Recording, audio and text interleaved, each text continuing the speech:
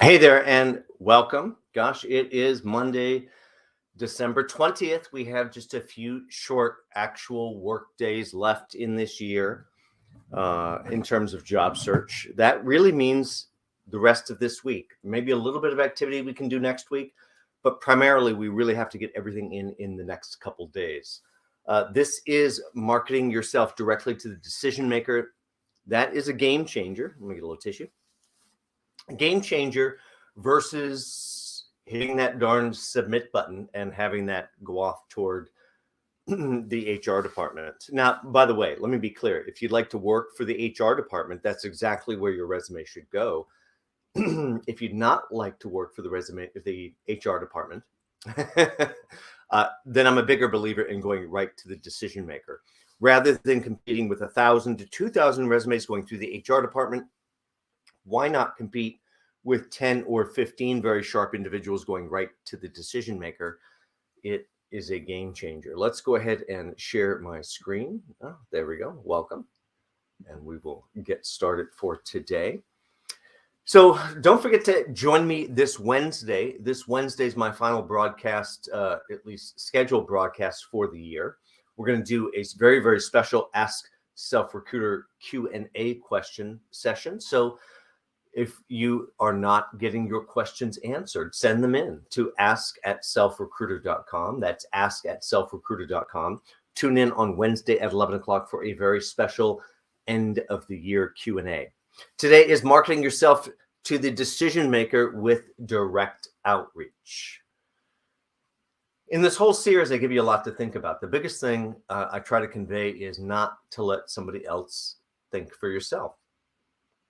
A lot to convey, a lot to think about, a lot to juggle, but ultimately you have to decide what's right for you. You know, outreach and messaging during the pandemic is a little bit different than other times in our past that we've been through. So the more that we are prepared, the more that we essentially have our script ready, understand the relationship, the fact that it's not only a sales process, but it's also a dating process, that will help us quite a lot as we start our engagement engines, try to get things moving forward. Now, again, back to the concept that we have a lot to juggle. If you saw last week's Supercharging Your Job Search, highly recommend it if you didn't see it. But if you saw that one, you saw there's so many different activities we have to do all the time, pulling us in all these different directions. So this is your guiding principle. Is this the most effective use of my time at this moment? Now, sitting down on my home office couch about 10, 12 years ago, I'm sitting there having this discussion with myself. Is this the best use of my time at this moment? Sitting there sending out press releases one at a time, all to different reporters that write about job search. I certainly did not like what I was doing. That's why I was having this argument with myself. Really? Best use of my time? I won that argument, by the way. I intellectually decided without the emotion attached that was good activity. That was an hour or two of very, very good activity. Just do it. Sit back down and do it. 2 hours later, got a call from the Wall Street Journal. It was a very good use of my time at that moment. So every time you're feeling a little off track, go back to this and make sure that you're not doing busy work to fill up your schedule, but you're actually doing very, very important. What is the next most important thing that I should be looking at? If you haven't seen me before, John Crant, author, career coach, and speaker. Resume and Lulu as well. So if you are suffering with a poor telling of your career story, work with a professional. I know exactly who you should work with. Check out my packages right over on my website, selfrecruiter.com. Just look under the services tab. You have all my packages. If you'd like to talk before knowing which one's really the right one for you, send me a quick email. We will set up a time to chat. Now, back to job search. Job search, as I said before, is this sales process. Really, it's two things terrible: sales process mixed with a dating process. And we'd all like to go after the job, just get the job, and if it were just that simple. But really, everybody's doing the same thing you're doing. They're hitting those darn buttons over and over again, and really rarely do they really say apply. It's almost always submit, all capital letters, and we're so submissive. It's like a Friday night waiting for that phone to ring. Oh, it's going to ring. It's going to ring. When it does, it'll be a telemarketer, and you're you're back into this unhappy place that we may have started from. Job search is problem solving. The most important things you've worked on in your career are problem solving. Sales process involves problem solving. So we have to combine all of these, and we have to not let our emotions steer us, and we have to really chart the best avenue forward. The easiest, simplest route to either get your career restarted or start it in a new direction or looking for that new opportunity, whatever your situation might be, is to really reverse what most people do in job search. That means not chasing down those endless job postings, half of which really aren't real statistically, wasting half of your time if you didn't connect those dots, but really starting with the 30 companies or organizations statistically perfect to hire you. The only thing we don't know is, do they actually have an opening? By the way, if you've ever worked with a really good recruiter, and when I would teach in-person audiences, I go, oh, who's worked with a good recruiter? Who's worked with a recruiter? And a few hands go up. Good recruiter, less hands. I get it. Most good recruiters, though, when you find a really good one, and that's about 2, 3, or 4% out of the entire industry, if they talk with you and you're a really great candidate, the first thing they're going to do after they either hang up the phone or after you leave their office is they're going to build a list of 30 companies statistically perfect to hire you. And then they don't bother to look at the job boards. They don't bother to look at those company websites. They simply pick up the phone, call 30 managers at 30 companies, and every single time, 2, 3, or 4 out of the 30 go, oh, exactly what we need, just what we're looking for. And then we don't tell them about the homework, the magic trick, how I align myself to get struck by lightning. I simply go, oh, tell me about your need. Tell me about what's going on with your team. You begin to consult with them. Statistically perfect organizations change everything. They need you if they have an opening. So let's increase our odds dramatically. To me, a job search plan, a real plan, is one where we do the basics. We select those organizations or companies, profit or nonprofit, doesn't really matter. They all need that cash register to ring, whether they call it a cash register or they call it development or grants or fundraising, whatever they might want to call it. As a job seeker, we have to devise the steps needed. That's not really that difficult. We have to allow ourselves to think a little bit like a Sherlock Holmes, a little bit like a detective working backwards. I mean, it's not really possible, but if it was, how do I align the sun, the moon, the stars working backwards to figure out the steps needed? Not really that hard. Discover the decision makers. Well, we'll show you how to do that right today. That's it. That's the easy one. We use LinkedIn for that, just to do a quick reverse search. I'm sorry, what was their title? Decision maker. Their job is to object to you. When I hear an objection, you know what happens inside? You know why? Because I know an objection is that first step toward them buying into me. They're objecting to me because they'd like to hear how I overcome that objection. Objections should excite you, not demoralize you, or you really don't understand the meeting that you're actually participating in. Get a meeting, dazzle them, either have them give you that job or create that job. That's what a real job search plan actually is, where you follow a plan. Probably seen one of these. They're all over the internet, a sales funnel, basic sales funnel, nothing too shocking here. But in job search, what you have to think about is if you want multiple offers, you have to constantly pursue enough activity to be juggling 10 organizations that you're chasing at the same time. It's kind of like dating, chasing 10 people to date at the same time with the hopes of producing one brand new organizational interview per week. That's a tough goal, by the way. But if you stick to that kind of methodology, you may find yourself in a place where you end up with multiple job opportunities, multiple job offers. That's the only way you really have choice in your career. So let's break this down a little bit further. It's a sales process, so we have to warm up our audience. That means we're going to select 25 to 30 people, up the food chain. Don't be shy, up, down, all the way down to admin level for very strategic reasoning. Left and right into a couple surrounding departments. I think you really get what we're doing. We're trying to really surround this job. I'm seeing, we're imagining, and I'm really touching essentially every single person that probably I'd have day-to-day contact with. Every one of those people are likely experiencing the pain of not having me in this role or not having anybody in this role. And if they see just the right person's background, they're probably going to be and go, oh, we need one of those. Yes, you do. So up, down, left, right, I begin to find those individuals. I open their profiles. By the way, that triggers a marketing event as having looked at them behind the firewall of the company. That's like taking a fish hook, sliding a worm onto it, throwing it out into the pond, and being brave enough for it to wiggle around, waiting for someone to click on your name, to spring open your sales brochure. That's your LinkedIn profile, all about you, driving that reader to the singular conclusion. My gosh, if I hire that person, work with that person, what a game changer. Now, next step, that's a second hook, second worm, second opportunity to click on your sales brochure. I'm going to ask them to connect with me with a message I write one time ever, communicates you don't know me, I'm professionally appropriate. Here's a little stroke to your ego. Really, it's as simple as this. You write it one time ever, copy and paste forevermore. I like to connect with other professionals in our niche or niche, depending how we like to say that. And I'd love you to add to my professional network on LinkedIn. Now, without waiting, because it's a sales process, we don't actually wait for the answers. The answers are irrelevant. It's sales. So I've already opened. I've already asked to connect. Now I simply look back at this captive 25 to 30 people, and I go, who do I think, because your opinion is the only one that actually matters, who do I think are the 3, 4, or 5 individuals that would be likely involved in the process to talk with someone like me?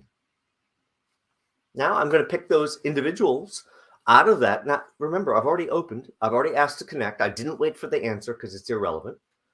And now, even before I take this very next step, I want to begin to collect some of that information. So just to recap, we're going to choose the companies, choose the 25 to 30 individuals, open their profiles, ask to connect, don't wait for the answer.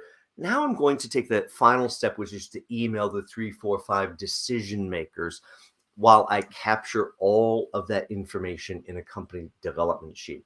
By the way, these forms, you can download them right over on my blog, which is at SelfRecruiter.com. Just under the advice tab, look for the job search management system. It's all free. You can download it.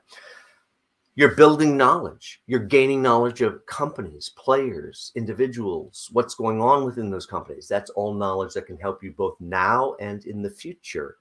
Capture that information.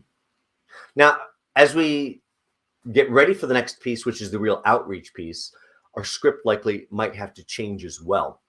And we are going to go over that email script that is your direct outreach. That is coming up. So hold tight on that.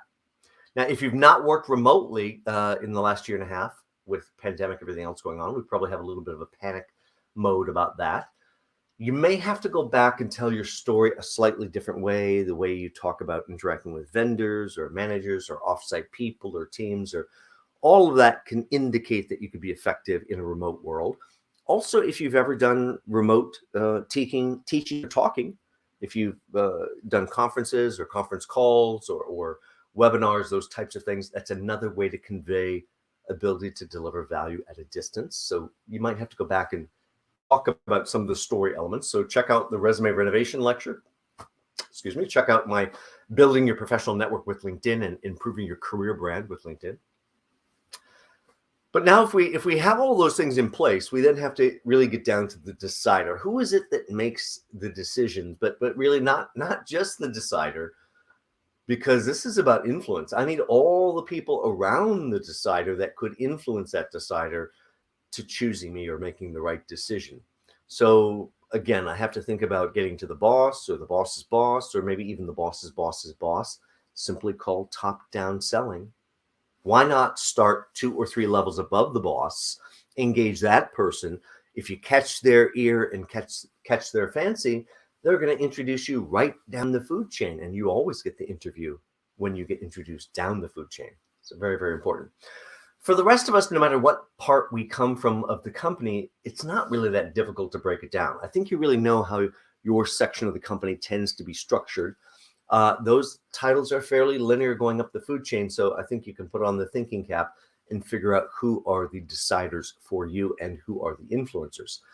That is wonderful information. I don't expect you to keep here forever, so do capture it in one of these forms. Plus, these forms can also help you understand, how do I push or notch this forward? Is there something else that I can do? Now, in terms of getting to those deciders, besides the ones you might already be aware of, I could look in name mentions in books and articles and in press releases and in all the trade magazines, the websites, all sorts of places that a name mention could come up. That could be a great person to start with, or might even be one of the key people that has to converse with me. I could be on a call and either get or not get my primary goal, and I could get referrals out to other decision makers. Those are some of the best because they already now have a little insight into you. They can connect the dots and refer you to somebody else. By the way, that could be inside this company. That could be external to a superstar out in the playing field. Don't be too narrow with your referrals. Typical way we're going to do it, though, is using LinkedIn and our own understanding of how org charts work. Let's take you right into LinkedIn. Now, search box at the top of any page on LinkedIn, it's all identical. That's a unified search box. So I just start there. In this example, I'm using Informatica, big database middleware company. I'm going to look for Informatica. So I'm by the way, I start to type that out. They're going to give me this big drop-down menu. Don't click on it. Don't click on it. That's a trip down the rabbit hole. Just don't do it. Type Informatica or whatever you'd like, hit enter. You get this nice secondary sorting process. I am looking for the employees that work at Informatica, but as long as I'm here, maybe there's other companies I haven't thought of. So as long as I'm here, oh, where is it? Where is it? They've hidden it. Oh, it's right there under the drop-down. There's the companies. Show me the companies under the word Informatica. What do I get? 34,000 companies. Wow, that's a lot. Well, these are obviously all called Informatica something or other. What's going on with this list? Well, as I go down this list, once I get past the Informatica, who are the rest of these? Well, I can tell you this used to be one of my fields. Everybody down on this list is a system integrator. They either resell or install Informatica software. If I am right statistically to work for Informatica, I am very likely statistically also right to work for a great number of these companies. This is an alternate method to put together those statistically perfect lists. But of course, then I really have to get back to people. So I go, no, show me the people. 2.5 million. Okay, 2.5 million. That's not going to work. Let's see. I have to think. Now, I'm only using the free version of LinkedIn. This is problem solving. This is how you work through it. So you work backwards going, well, that won't work. How do I narrow that down? Oh, give me the ones just in the US. Oh, and now that I'm thinking about it, give me the ones that currently work for Informatica. I don't need the people that worked for Informatica 3 years ago. Currently US, currently Informatica. 1,615 results. There we go. But I can't look at 1,615 results either, especially on the free version. I have to do a little bit more creative thinking. Maybe I think it's a VP. I think it's a VP that's going to hire me. Let me just put in VP even on the free version. Really US, really Informatica. 75 VPs. A lot of chiefs at this company. Let's see. Maybe it's a director. Director, really US, really Informatica. Maybe it's that 228 directors. So I have it. You know why? Because it's problem solving. You have to work your way through it. It's a sales director I'm looking for. As long as I'm looking, I should really look in the greater New York City area. Even on the free version. Look at that. Not just the whole US. Sales director, currently working for Informatica. 3. Now, I hope you remembered I'm looking for 3 to 5. And you might go, great, I found 3. Let's go. That is good. But that's the bare minimum. If you found 3, good results, bare minimum. But if you found 5, statistically, your response results will go up. So can I find a couple more? Let me think. Maybe there's a sales VP I'm missing. Really greater New York City, really Informatica. What do I get? Oh, look at that. I got 2 more. Now I have my 5. I have my full 5, so I've optimized my potential. Let's just show you the misery here because they trick you over on the right here. Oh, the connect. Oh, I love that button. Connect. Oh, send InMail. First off, please don't send InMail unless you understand what it is, which is spam. The literal definition of spam. It is paid email. Please, from my view, please do not send InMail. It's spam. My inbox on LinkedIn is filled, jam-packed solid with well over 1,000 unopened messages of nonsense, endless spam hitting me. Yeah, a few good messages get lost in there as well. I hope those folks know to reach out to me by actual email. So I'd still like to connect with Nick here. So if I didn't accept the frustration, loaded his profile, I get frustrated again, but if I click those ... there's the drop-down menu. Oh, we'll just hide the connect button over here behind the bush. They'll never see it over here. There it is. There's that message we write one time ever, copy and paste forevermore, because it's a sales process. So we simply connect with the people. They'll open those 25 to 30 individuals.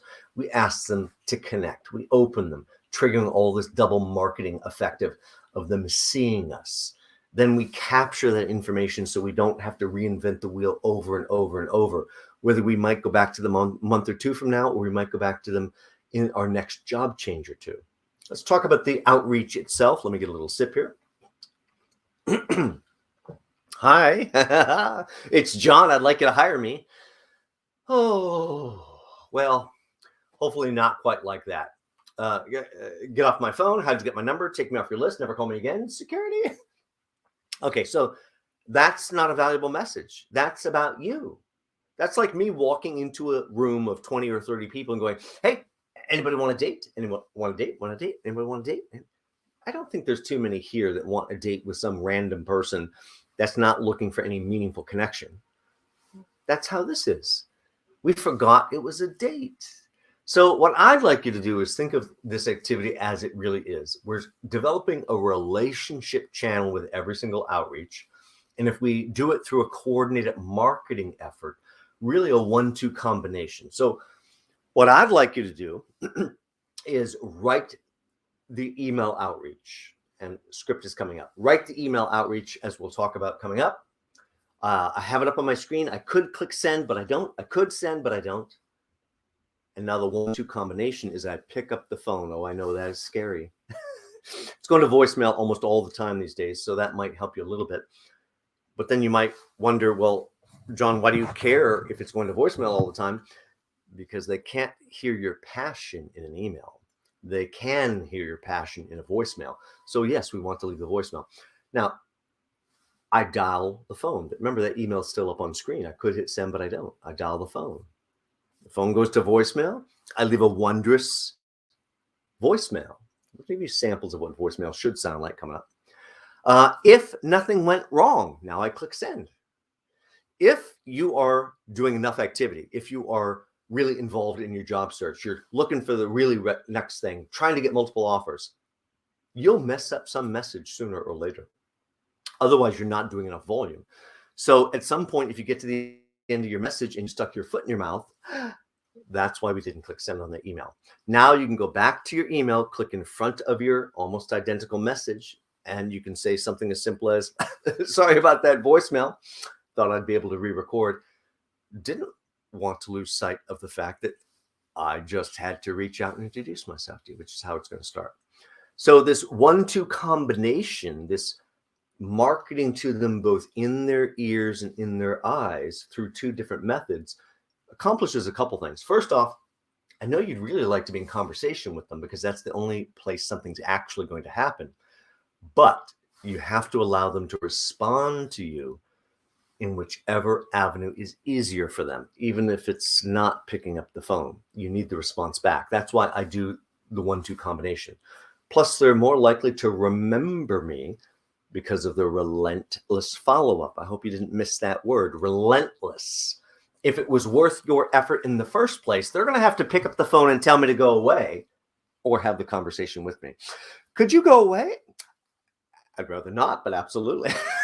Yes, if someone calls me to bark at me, like, could you quit calling me? Oh, Jack, Jim, Jill, I'm so sorry.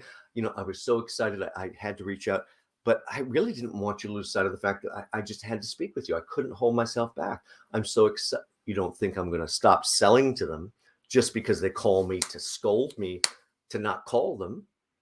You don't think they'd waste that effort. They want to see how I'll overcome.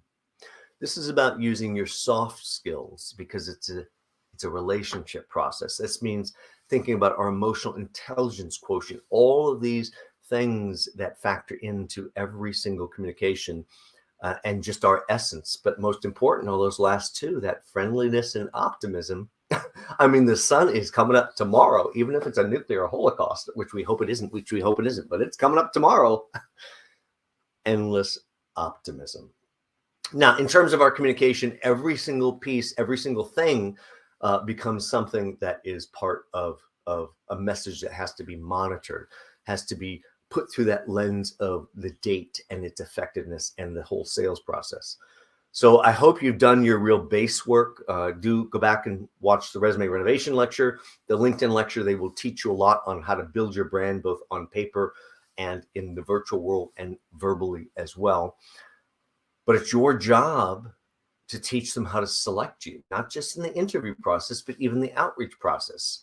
I'm not there with my hat in my hand or my coffee cup jiggling a coin trying to draw attention. I'm trying to captivate their imagination, take control of the discussion, because I know there are competitors out there after the same thing. So the sooner I can get them to talk about not only their issues, but how maybe I can solve those issues, everything changes. Now, our outreach, our initial salvo out to them can be casual, direct, indirect. It can be through social media. It can be through direct email. As we take a little liberty with this process, if we utilize all the tools at our disposal, there's a lot of different things we could do, including thinking like we already work there, thinking about how we could add value. We could add a link to an article, a book, or event, or something that somehow we see as having meaningful impact for them and chime in about that. Somehow we're delivering value in our messaging. Mostly what we'd like to do is understand it's about the relationship channel, meaning this is supposed to be an ongoing thing that we're developing. So we're trying to avoid getting stuck in the corner with something called a one-off. So let's think about all the ways we can communicate, whether that's an email, a letter through the actual US mail, or a phone conversation, or maybe we can do something in person. Or even if we do something in person, we could leave them with something called the leave behind. I know it's such a mysterious title, isn't it? Leave behind. What? Something physically you leave behind to keep them thinking about you, which also keeps selling you while they talk to others. Even thank you notes and follow-up from all the various discussion. That's how we get it centered on the date. This is all influence. This is all about how you get them to start thinking about how they can't live without you. Now let's analyze a few outreach messages here. I wanted to introduce myself. I'm Jack Smith. I'm an expert at A, B, and C. I'm looking for a new opportunity, and I'd be a valuable asset for your company. I'd like to meet with you. Sounds pretty good so far, especially the way I delivered it. But who's this message about, really? All right, well, let's take a closer look. I'm an expert. I'm this. I'm looking. I'm a valuable asset. I'd like this. You know what my reaction is? Who cares? You're interrupting my day and you're talking all about you. You ever go out on a date with Mr. Me? Me. Oh, me. Oh, me. Is there going to be a second date with Mr. Me? I don't really think so. Not unless we're going to the Four Seasons or someplace I really need to go. So we have to shift our language. We have to do it in a way that they can visualize why we are valuable. Look at this outreach. You know, what I do is very interesting. You know what architects are very good at? Architecture. Let's just light this one up. We'll do it at the same time here. What I do is very interesting. Yes, your delivery makes a lot of difference. You know what architects are very good at? Architecture. You know what they're not very good at? Running their business. In fact, that's what I do. In fact, I've run the back end of several architectural firms. I'm looking for a new opportunity right now. I'd like to meet with you. This was an interesting elevator pitch one of my clients put together years ago after coming to my interview intervention lecture, where they understood they had to kind of package themselves in about 25 seconds or less without really any detail. Look, there's no detail here really, but we get the essence of what this person does. Now, this was so effective. They went out to dinner to meet some friends for dinner, and they got there a little bit early. This was obviously pre-pandemic, a few years back. And just came out of my class, like, John gave me all these techniques. You know what? There's a random person sitting up there having something refreshing to drink while I'm waiting for my friends. I'm going to go up and strike up a conversation with this random person and see where I get. and they did it the right way, like a date. And they got the other person to talk first and drew them up onto the soapbox. And then when they ran out of oxygen, they're like, what about you? And of course, the person who became my client could have said, I'm unemployed, but that's not very uplifting. And they said, oh, what do you do? Oh, what I do is so interesting. What, being unemployed? No. You know what architects are very good at? Architecture. This is simply telling a story in a way that will pop a visual with just enough of a broad stroke of what you do, running the back end of the business, that they get the essence of it and know who to connect you up with or introduce you to or set up a conversation with. You get the idea here. Very, very effective when you don't lose sight of the message. Now, let's take a look at this one. Again, let's light this one up. Might as well just light it up so you can see it. I just had to reach out, introduce myself. I'm so excited by what I see going on at XYZ company. Oh, congrats, by the way, on the very nice feature I read in the Wall Street Journal. All those things are always so good to get. Don't be afraid to be an actual human being like you're talking to a dear old friend. You know, my background includes handling something very similar. All you need is a carrot to get an interview. Handling very similar launches I'd read about in the article, and handling all those issues I'm guessing your team might be experiencing with this launch. And then all you have to do is go for the jugular. You know, I'd love to come in and share with you how we tackled all those issues I bet your team's experiencing. A little bit different than what I wrote there because I'm just doing it off the cuff from my heart, but you get the idea. I have it open on my calendar. Your words are so very, very important, and we shy away from that stuff. One day, one time, that's simply a mechanical device to get them to react to. If you're open all next week, I am never meeting with you. You are not valuable. No one's waiting to see you. Let's be careful. Small changes change perception on everything here. So again, let's just think about this. Oh, it's very interesting. The architects, this is the essential way to position yourself. How are you going to change your script so it's so short and effective? This is the conversation starter. This is not the entirety of the conversation. This is to spark the conversation and move it forward and get that date magic happening. So they realize that, gosh, if we had a person like you on board here, things would be so different. Outreach into that decision maker does change everything. The problem with being with us doing it the traditional way of clicking and sending off to HR is HR really doesn't have a good grasp on what you specifically do. You may still try to be persuasive with you, but they still don't get it. They may either get it, they may not get it. You really have 30 seconds to live or die. The only one that can actually judge your value is the decision maker. If you could have a 90-second conversation with the decision maker, they'll know exactly why you're right. That's why it's worth this risk. So let's take you through how to write a script. Again, this form you can download right from my SelfRecruiter website, right under the advice tab. It's called the Job Search Management System. It's free. Just download it. So the text on the left side of this will basically guide you through the process as you write your own script, not right at this moment, but as you write your own script, say as the homework. Let me take you through the structure on the right. Let me just make this a little bit larger. Might as well see it just a little bit bigger as we look at it here. So we're going to greet them. Now, I used to teach recruiters this all the time. We're going to greet them and wait for the response. Now, nobody wants to wait for the response because that's where they go, I'm sorry, how'd you get my number? Take me off your list. Never call me again. I hate you people. So we're so afraid of giving them any chance to say anything, but we have to. We're going to acknowledge their response, good, bad, or ugly. Can't pretend we did not hear it just because we did not like it.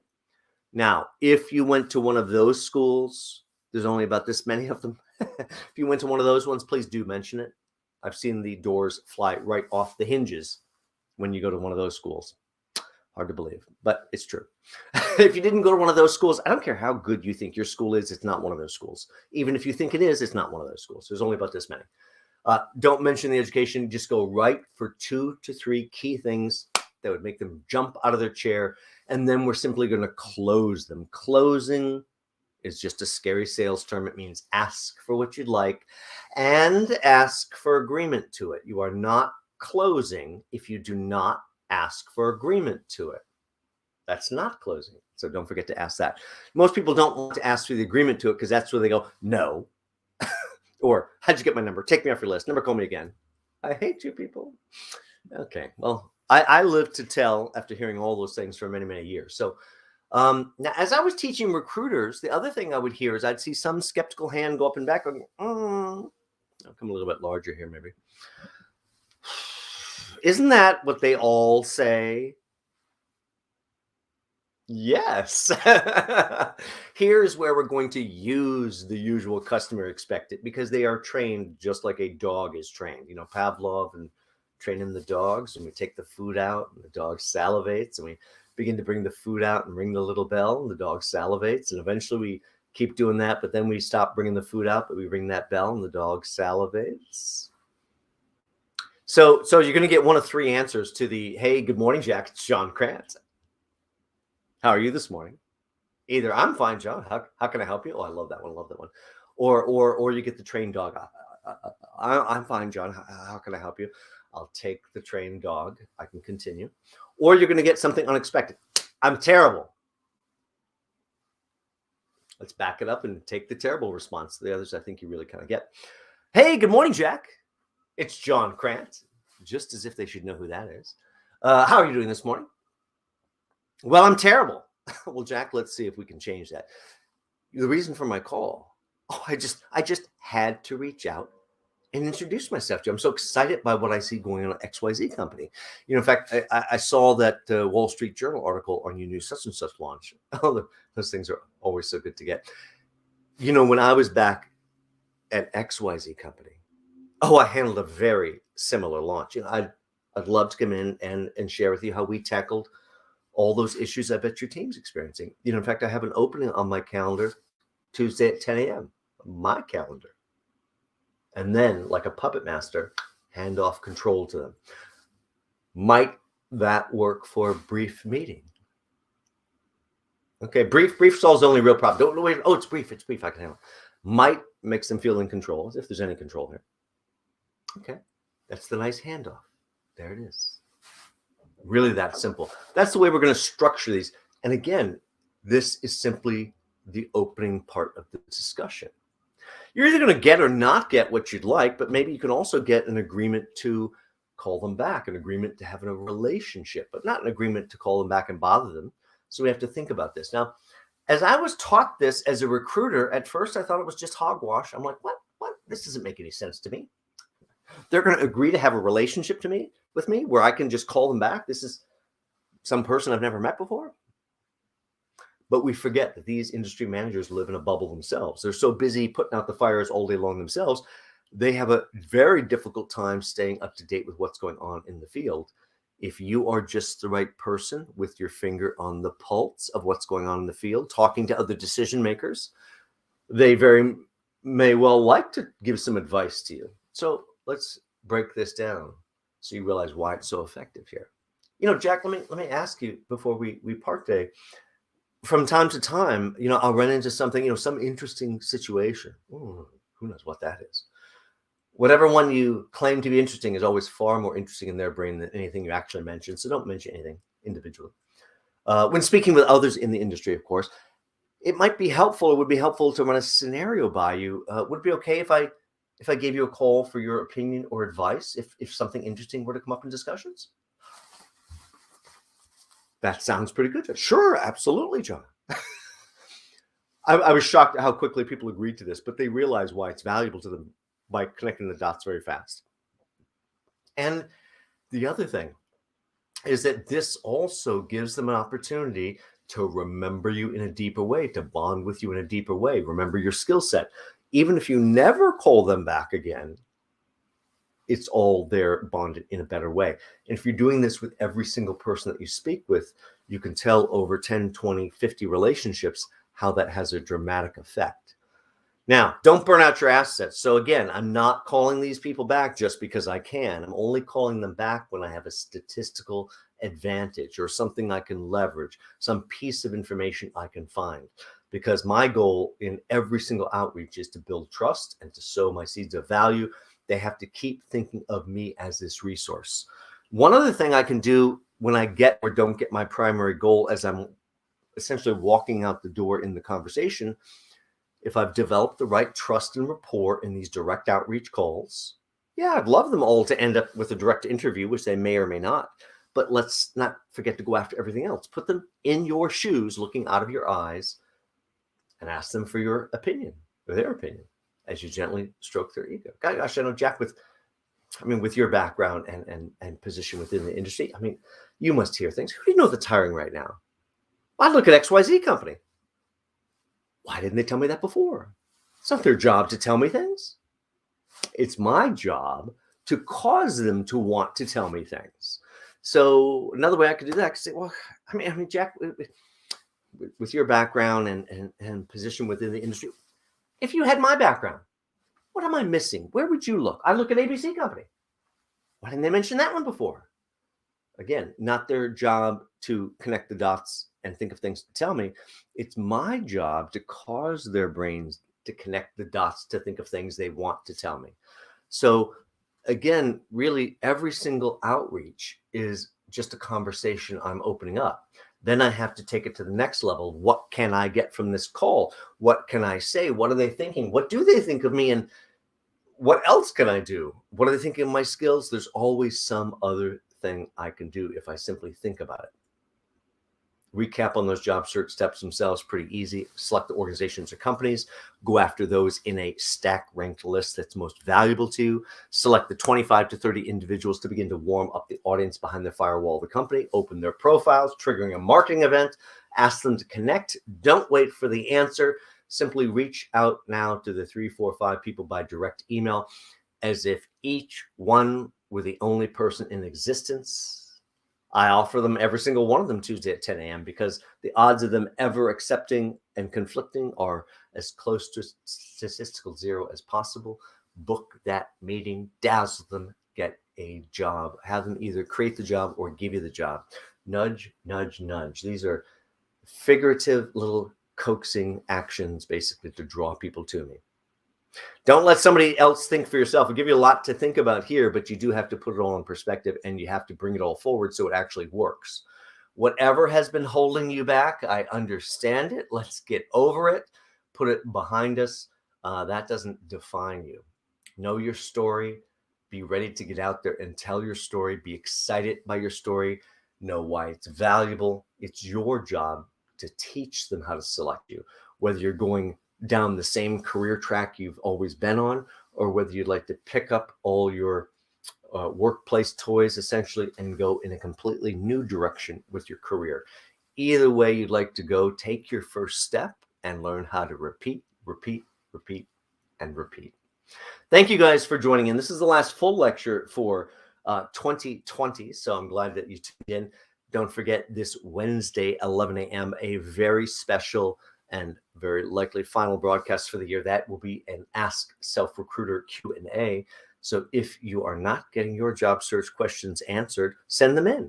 Send them in to ask@selfrecruiter.com. That's ask@selfrecruiter.com. And tune in on Wednesday. By the way, those Ask SelfRecruiter Q&A sessions are forming a very nice library of job search Q&A right over on my YouTube channel. So do check it out. And I hope you guys have a great start to the final real work week of December. Take care and good luck with your job search.